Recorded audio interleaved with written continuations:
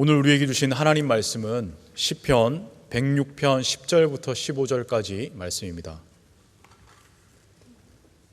구약성경 881면입니다. 제가 봉독하겠습니다. 그들을 그 미워하는 자의 손에서 구원하시며 그 원수의 손에서 구원하셨고 그들의 대적들은 물로 덮으심에 그들 중에서 하나도 살아남지 못하였도다. 이에 그들이 그의 말씀을 믿고 그를 찬양하는 노래를 불렀도다.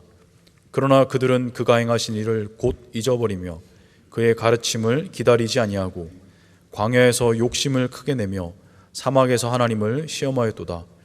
그러므로 여호와께서는 그들이 요구한 것을 그들에게 주셨을지라도 그들의 영혼은 쇠약하게 하셨도다. 아멘.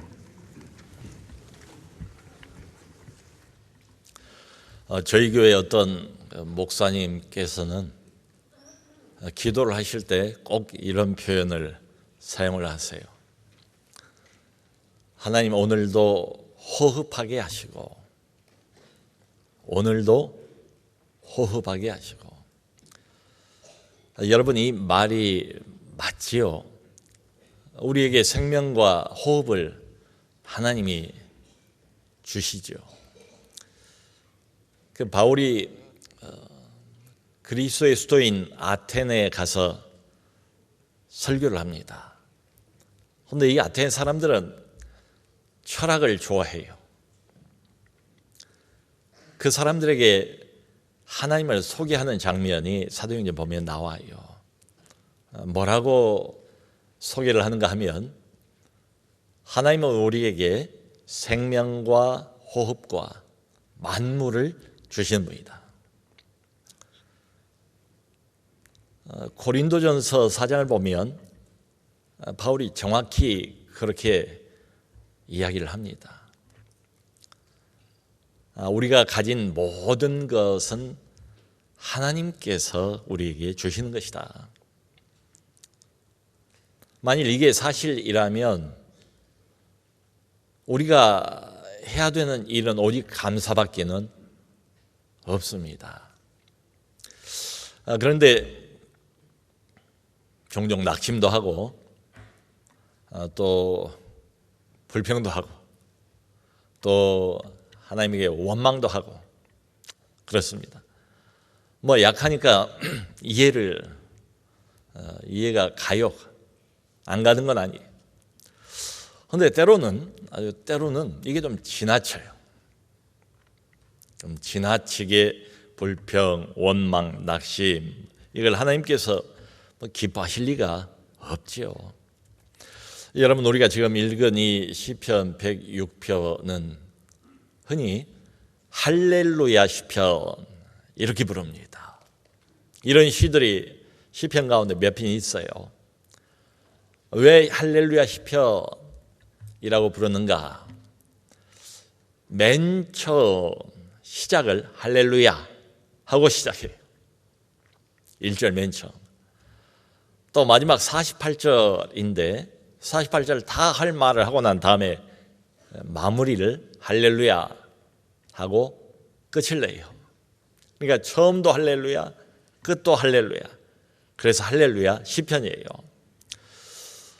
여러분, 하나님은 선하고 인자하신 분 아니십니까?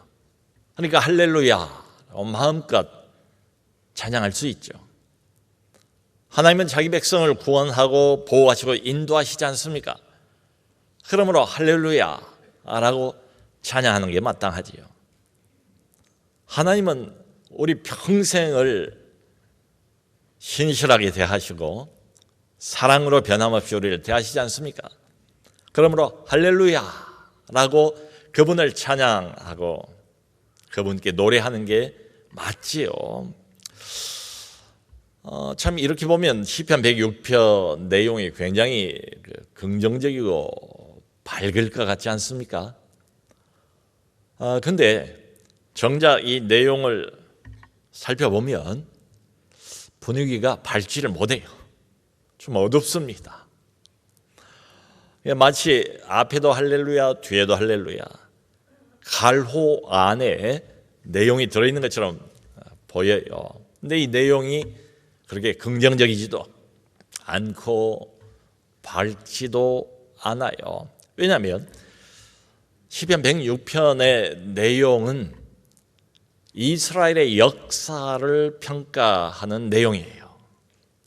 이 저자가 영감을 얻어서 장구한 이스라엘의 역사, 하나님이 구원하시고 하나님이 앞장서 이끄시고 그 하나님을 따라갔던 하나님의 백성들의 역사를 쭉 나열을 하고 있습니다. 근데 요약을 하면 한마디로 그것은 불신의 역사였대요. 반역의 역사였대요. 패역함의 역사였대요. 자, 이렇게 보면 지금 이 저자는 아주 선명하게 두 가지를 우리 눈 앞에서 대조하고 있는 셈입니다. 하나는 하나님의 구원, 지속적인 은혜, 또 하나는 백성들의 지속적인 불신화, 그리고 반역, 패역, 이 두 가지를 대조를 하고 있어요. 그래서 우리가 읽은 그 본문은 맨 먼저 이스라엘의 그 대표적인 구원 사건 하면 역시 홍해 통과 사건입니다. 그걸 언급을 하고 있어요. 넘실거리는 그 홍해 바닷물을 모세가 지팡이를 내밀자 하나님의 바람이 불어와서 갈라내지 않습니까? 그리고 그 땅을 마치 마른 땅처럼 이스라엘 백성들 모두 다 남녀노소 안전하게 건너요. 그 뒤를 막 말발굽을 요란하게 소리를 내면서 달려왔던 애굽 병사들도 따라 들어오지 않습니까? 다시 물이 합쳐져서 다 죽고 말지요. 지금 그걸 염두에 두면서 하는 이야기가 10절 11절입니다. 하나님이 그들을 원수의 손에서 구원하셨다. 대적들을 물로 덮음으로 한 사람도 살아남지 못하였다. 이건 사실이거든요. 하나님께서 절체절명의 위기에 원수들을 직접 하나님이 막으셨다. 그들을 대적하셨다. 그리고 따라 들어온 애굽의 모든 병거들을 물로 덮으셨다. 그래서 그 안에서 단 한 사람도 살아남지를 못했다. 이어서 12절에 이런 이야기를 합니다. 그때서야 그들은 주님을 믿고 주님을 찬양했다. 온 몸으로 하나님의 기적을 체험을 한 거예요. 눈으로 봤잖아요. 귀로 들었잖아요.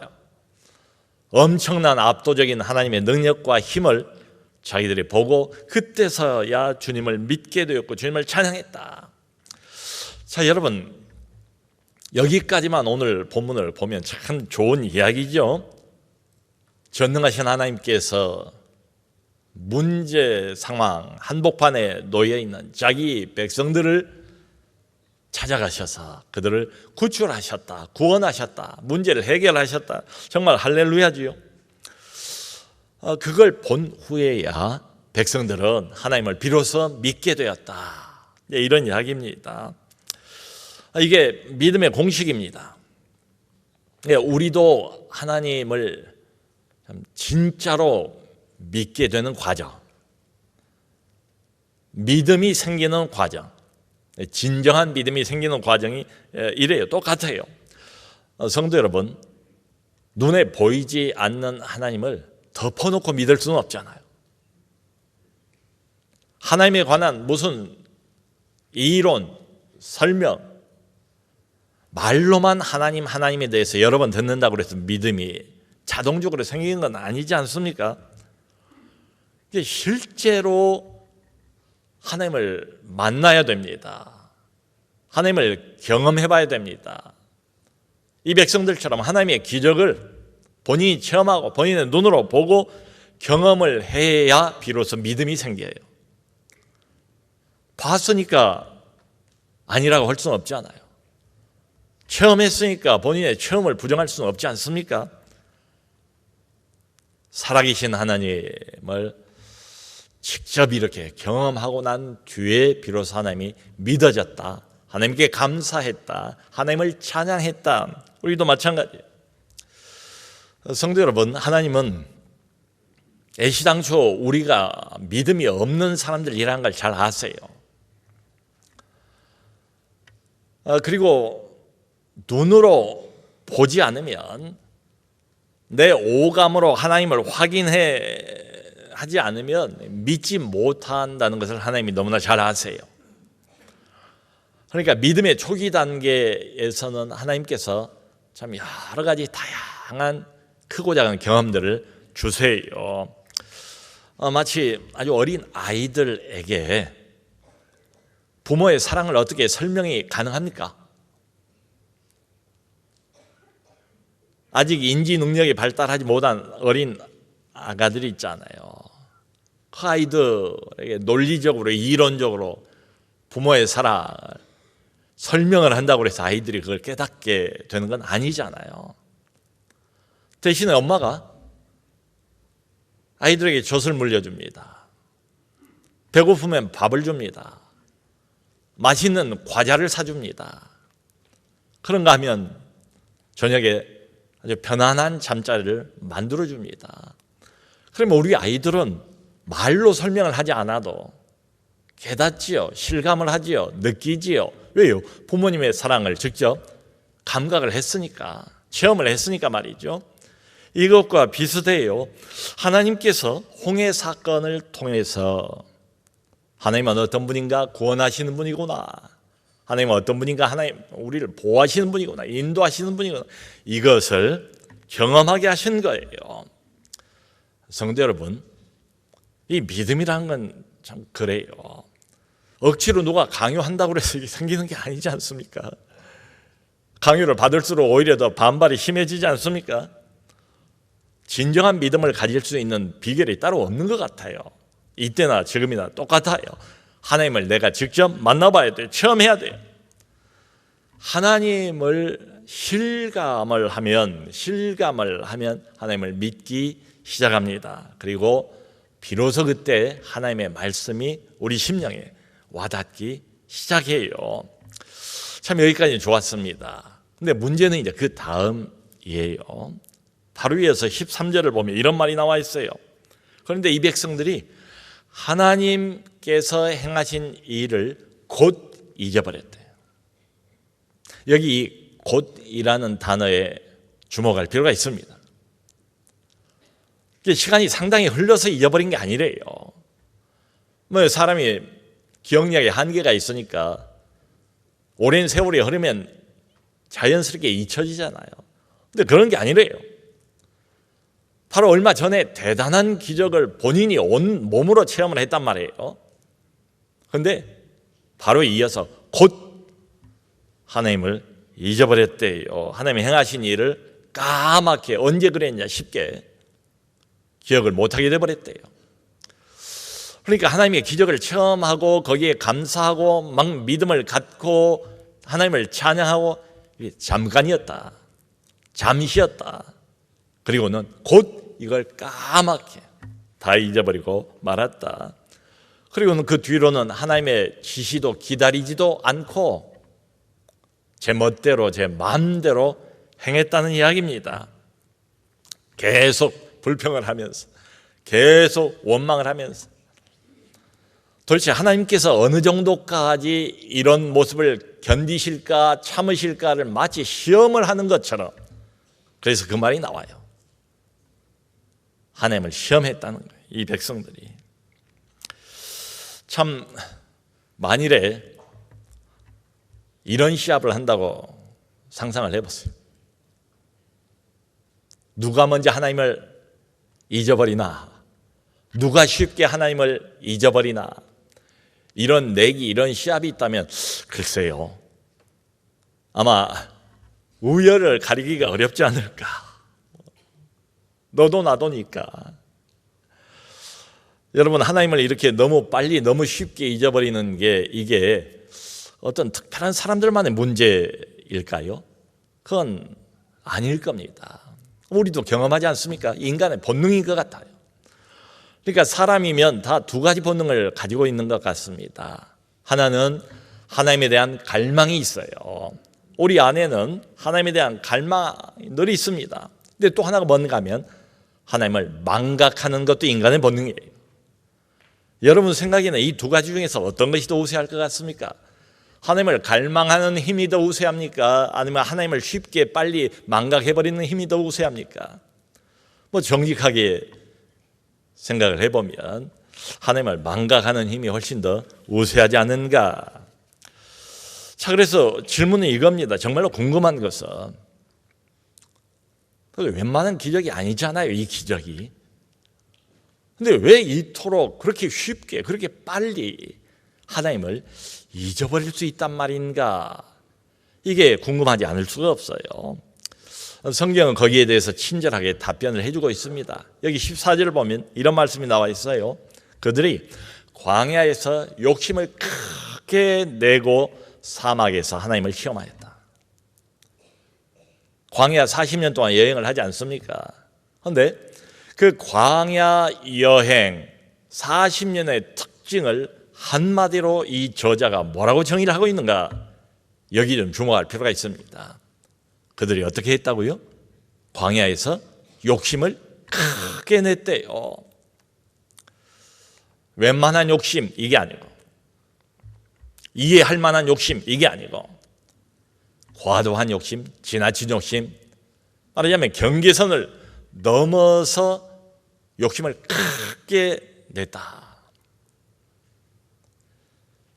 원문의 뉘앙스는 극단적으로 욕심을 부렸다, 이런 뜻입니다. 그러니까 여러분, 이렇게 보면 우리가 광야를 걸어가면서 지금 우리도 인생 광야를 걸어가고 있는데 하나님을 잊어버리는, 하나님을 잃어버리는 근본적인 이유가 뭔가? 바로 우리의 욕심 때문이래요. 배고플 때 밥을 찾는 것은 욕심이 아니죠. 정당하지요. 목이 마를 때 물을 찾는 것은 욕심 아니지요. 정당하지요. 정당한 갈망이지요. 생존을 위한 정당한 갈망이 있습니다. 그런데 이 정당한 갈망이 조금씩 자라서 도를 넘어서 이게 지나치면 욕심이 되어버린대요. 그리고 내버려두면 이게 악한 욕망이 된다는 겁니다. 이게 우리의 믿음을 잡아먹는데요. 성도 여러분, 하나님께서 우리에게 필요한 것들을 다 아신다고 그러지 않았습니까? 그러니까 이 모든 필요한 것을 하나님께서 공급해 주신다는 게 성경의 기본적인 선언입니다. 우리가 하나님의 백성이니까요. 근데 거기에 만족을 못한다는 거예요. 그래서 하나님에게 자꾸 더 달라 계속해서 요구를 하는 겁니다.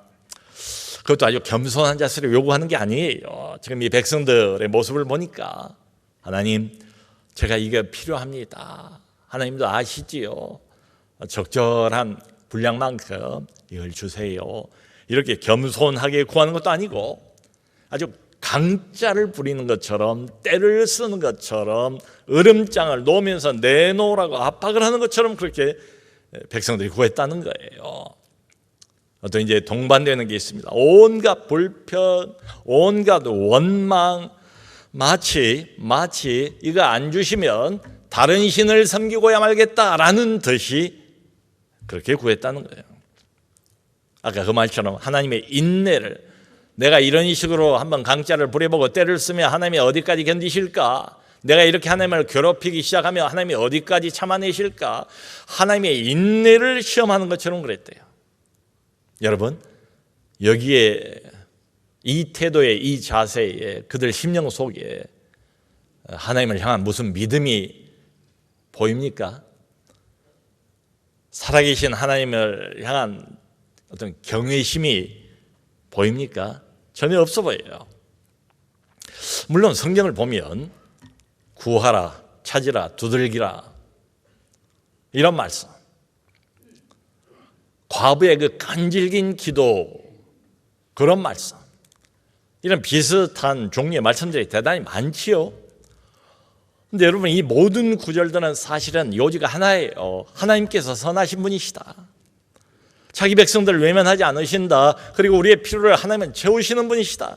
하나님의 선하심을 드러내고자 하는 구절들이에요. 우리의 지나친 욕심을 정당화시켜주는 그런 내용은 아니란 말이죠. 성도 여러분, 우리의 욕심이 있습니다. 또 우리의 신앙이 있습니다. 자, 이 두 가지, 우리의 욕심과 우리의 신앙 공존할 수 있을까요? 함께 손잡고 사이좋게 갈 수 있을까요? 그건 불가능해요. 욕심이 점점 우리 안에서 커가면 커갈수록 우리의 믿음은 점점 더 약해지기 마련이죠.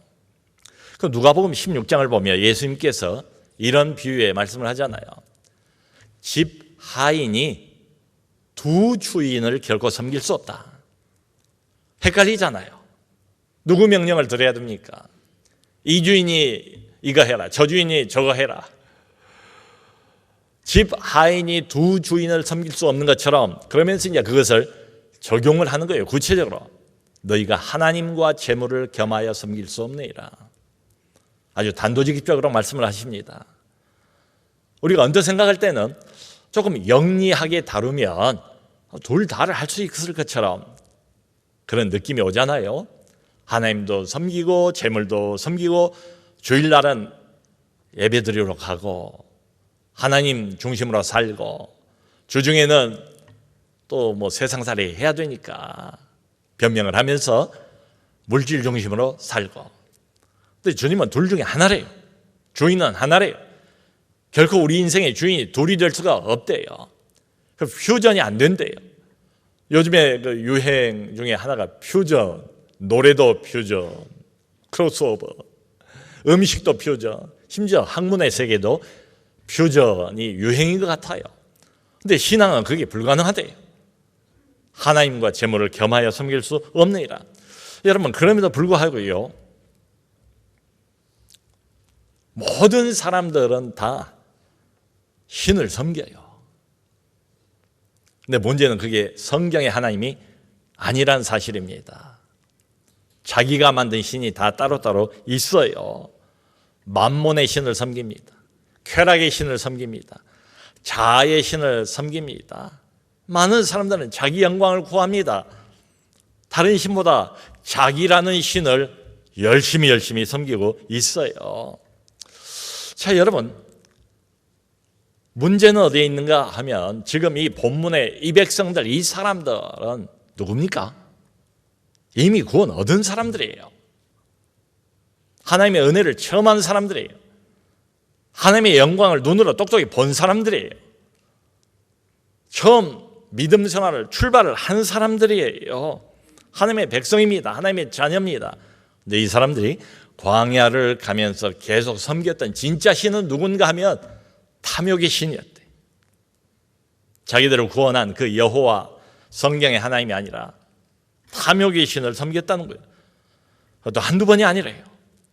하나님이 못 견디실 정도로 하나님의 인내를 시험해 보는 것처럼 그렇게 욕심껏 구했대요. 욕심껏, 너무 지나치게. 근데 그 결과가 여기 나와 있습니다. 그 결과가 15절이에요. 15절 한번 보겠습니다. 그러므로 여호와께서는 그들이 요구한 것을 그들에게 주셨을지라도 그들의 영혼은 쇠약하게 하셨도다. 자, 이 말씀이 참 중요해요. 그러므로 결과입니다. 여호와께서는 그들이 요구한 것을 그들에게 주셨대요. 근데 그들의 영혼은 쇠약하게 하셨도다. 여러분, 구하고 욕심을 한껏 부려봤어요. 하나님 앞에서. 그랬더니 하나님이 원하는 걸 주셨대요. 그걸 얻었대요. 근데 거기서 끝나는 게 아니에요. 그것만 주신 게 아니래요.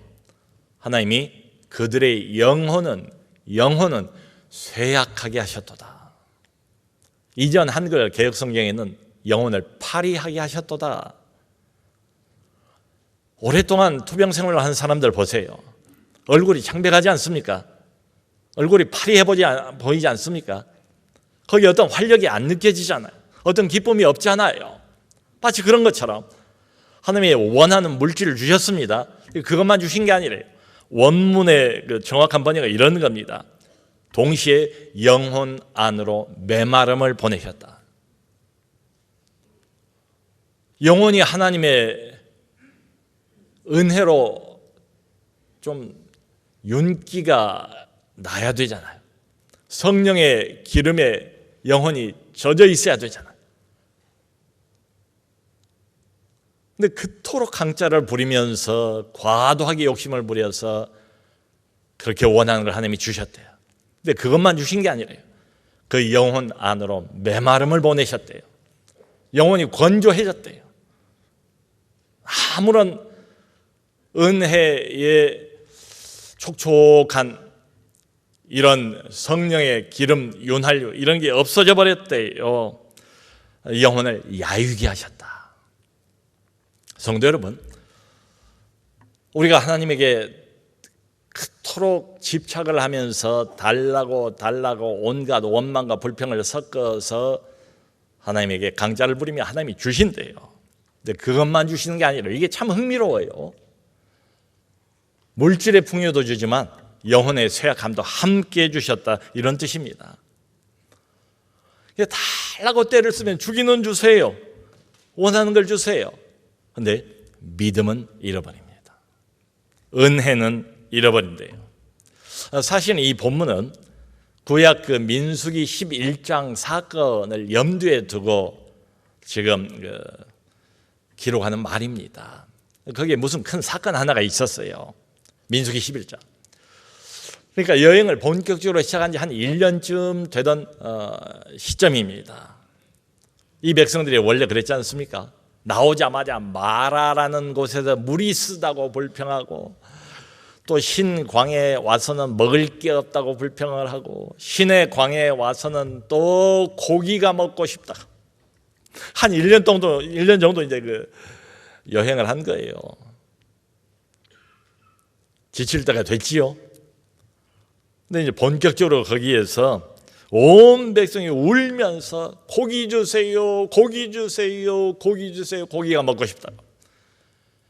애굽에서 살던 때가 좋았는데 하면서 애굽을 들먹이면서 거기서는 생선도 먹고 고기도 먹고 마늘도 먹고 부추도 먹고 오이도 먹고 뭐 별별 떠오르는 음식들을 다 나열을 하면서 백성들이 큰 일이 난 것처럼 울면서 이 맛없는 만나밖에는 먹을 게 없냐고, 이 만나로는 우리 기력 보충도 되지를 않는다고 뭐 이러면서 불평을 한 거예요. 그러니까 계속되는 이 백성들의 불평에 모세가 진짜 겸손한 사람인데 견디지를 못했던 것 같습니다. 하나님 앞에 주여, 이 백성들을 더 이상 내가 품지를 못하겠습니다. 지금 이 자리에서 나를 죽여주시옵소서 간절히 기도합니다. 자기 생명을 거두어 달라고 말이죠. 그때 하나님께서 모세야, 내가 이 백성들로 하여금 원하는 대로 고기를 먹게 하겠다. 하루 이틀이 아니고 열흘 20일이 아니고 한 달 내내 힘물 나도록 고기를 먹도록 만들어주겠다. 준비하고 있어라. 하나님이 하나님의 바람을 불게 하셔서 이스라엘 그 진영, 얼마나 그 거대한 진영입니까? 이스라엘이 전체가 250만 300만 되는 거대한 집단이죠. 근데 그 이스라엘 진영에서 걸어서 하루길 갈 정도의 거리에 높이는 약 1m 정도로 메추라기 떼를 하나님께 다 쌓아두십니다. 백성들 한 사람 한 사람이 다 그걸 거뒀대요. 가장 적게 거둔 사람이 최소 10호멜, 10호멜이니까 이게 20kg 이상입니다. 한 사람당 20kg 이상 되는 메추라기 떼를 거두었다는 거예요. 그리고 나 한 달 내내 고기를 실컷 먹게 해주십니다. 그렇게 구하고 또 구했으니까, 울면서 원망하면서 불평하면서 구했으니까 하나님이 주신 거예요. 한 달 내내 먹고도 남도록. 자, 여러분, 이 정도 됐으면 뭔가 감을 잡아야 되지 않습니까? 다시 하나님께로 마음을 돌이켜야 되지 않습니까? 이런 하나님을 다시 한번 확인을 하면서 좀 반성이라도 해야 되지 않습니까? 아니면 주신 것에 대한 감사라도 해야 되지 않습니까? 영광을 돌리고 찬양을 해야 되지 않습니까? 근데 민수기 그 본문을 보면 아무것도 없어요. 아무것도 없고 뭐 하기에 바쁜가 하면 고기가 생겼잖아요. 아직 광야 여행 중이잖아요. 근데 이걸 빨리 모아가지고 그냥 사방에 널어서 너도 나도 말리느라고 정신이 없어요. 고기 말리느라고, 육포로 만드느라고. 거기에 급급한 이스라엘 백성들을 봅니다. 하나님께서 그걸 보고 하나님께서 드디어 인내가 한계에 달하셨어요. 큰 진노, 큰 재앙을 그 자리에 퍼부으십니다. 이런 말이 나와요. 고기가 이 사이에 끼어서 씹히기도 전에 하나님이 큰 재앙을 내리셔서 많이 죽었대요. 그래서 그 장소 지명을 뭐라고 이름을 지었는가 하면 기브롯 핫다와다. 여기는 탐욕의 무덤. 너무 지나치게 욕심을 부리다가 큰 재앙을 만나고 많은 사람이 죽었으니까 기브롯 핫다와, 탐욕의 무덤이다. 이렇게 이름을 지었다는 거예요. 자, 여러분, 하나님은 누구십니까? 우리에게 먹을 것을 주시는 분. 이 백성이 볼 때 하나님은 누구십니까? 우리에게 고기를 주시는 분이에요. 자, 만일에 이런 것들에만 집착을 해서 하나님을 바라보지를 못한다면 여기에 무슨 하나님에 대한 진정한 믿음이 있겠습니까? 하나님에 대한 경외심이 있겠습니까? 있을 리가 없지요. 그저 욕심껏 이 백성들이 구하는 겁니다. 이것 주세요, 저것 주세요, 더 맛있는 것 주세요, 더 근사한 것 주세요, 더 비싼 것 주세요, 더 편안한 것 주세요. 계속해서 과도한, 선을 넘어버린, 지나친 그런 욕심, 정당한 요구가 아니라 악한 욕망에 근거해서 온갖 불평과 불만을 동원해서 그렇게 후회했다는 거예요. 자, 그러므로 성도 여러분, 우리가 가끔 가다가는 좀 멈추어서 나는 과연 제대로 구하고 있는가, 이걸 질문해 볼 필요가 있습니다. 내 기도의 내용들을 좀 점검해 볼 필요가 있어요. 나는 이 신앙의 길을 바른 목표를 향해서 제대로 걸어가고 있는가, 이걸 좀 들여다볼 필요가 있어요. 제가 최근에 북한에서 4대 신앙이니까 우리 한국 초대교회, 평양을 중심으로 했던 증조 할아버지 때부터 초대교회 교인 집안이에요. 자기가 4대째래요. 여성인데 김 집사님이 있어요.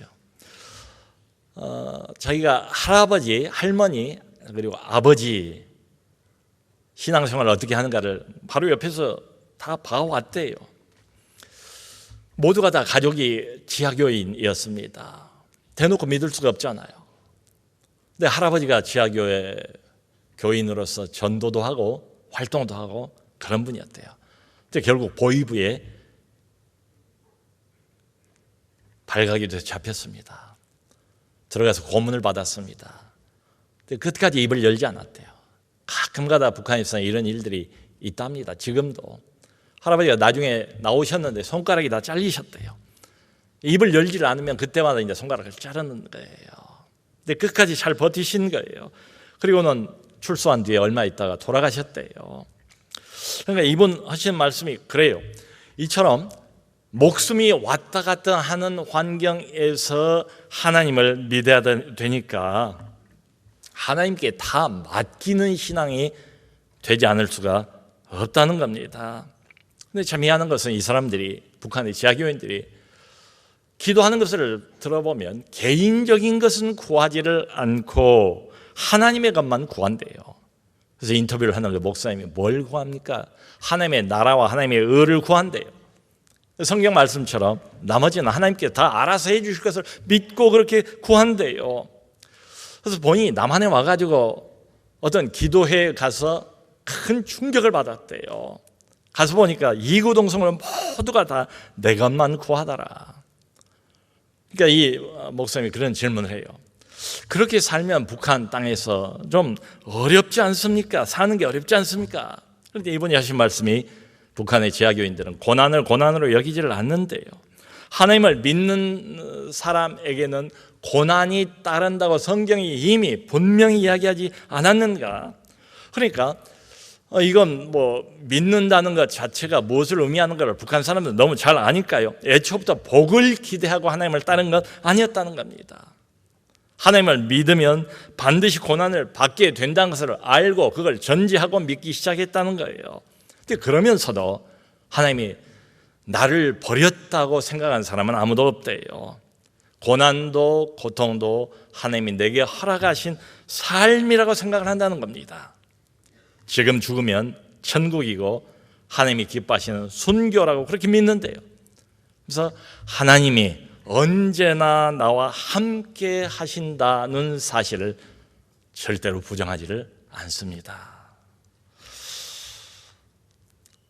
그 북한의 지하 교인들이 남쪽을 위해서 기도를 많이 한답니다. 그럼 뭘 기도합니까? 라고 이제 이분이 물어봤어요. 그랬더니 남쪽에 하나님의 나라가 임하기를, 하나님의 공의가 임하기를, 하나님의 의가 임하기를 그 북한의 지하 교인들이 계속해서 기도한대요.